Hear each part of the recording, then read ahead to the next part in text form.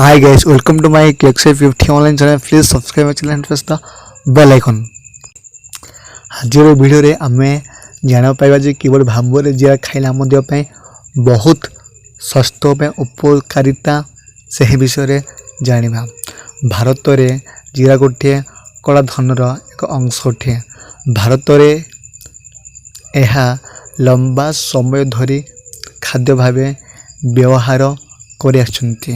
किंतु तुम्भे माने जानिछ कि हेया केते आवश्यकता आम पे रही अछि। हेया सब ऋतु रे स्वास्थ्य नियंत्रण रखिबारे सहाय्य करे।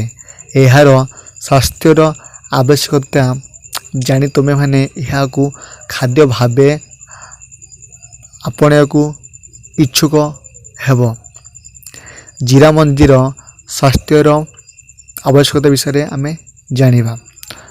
पॉइंट नंबर 1 प्रथमतः आमर डाइजेशन को इम्प्रूव करे सहाय्य करे।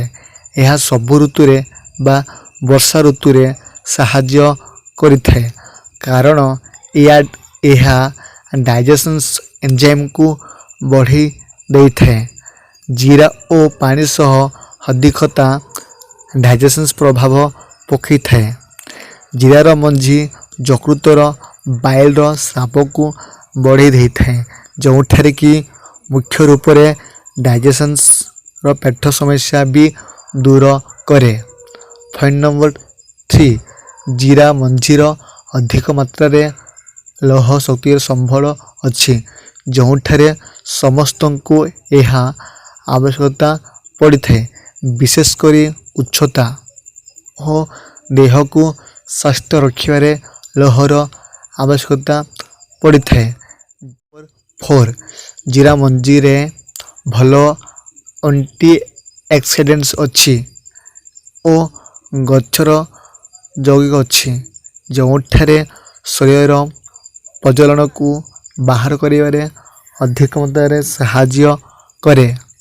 पॉइंट नंबर 6 जीरा मंजी रे रोगण वृद्धि गुण अच्छी जो खाद्य समस्या को भी खाद्य समस्या रोग गुड़ाक कमई थाए जेपरी टाइफॉइड। पॉइंट नंबर 7 यह परिशेष ब्लड सुगर लेवल कंट्रोल कर भी सहाय्य करे और अल्प जीरा मंजी को खाइले डायबिटीज रु वंचित होबार सहाय्य करे। पॉइंट नंबर 8 शेष शरीर स्किन हेल्थ को इम्प्रूव करें। यह वीडियो जदि आपण को वीडियो को भल लगे ताले निश्चय भाव में वीडियो को लाइक कमेंट शेयर करके जमारू भूलिए नहीं। Thanks for watching.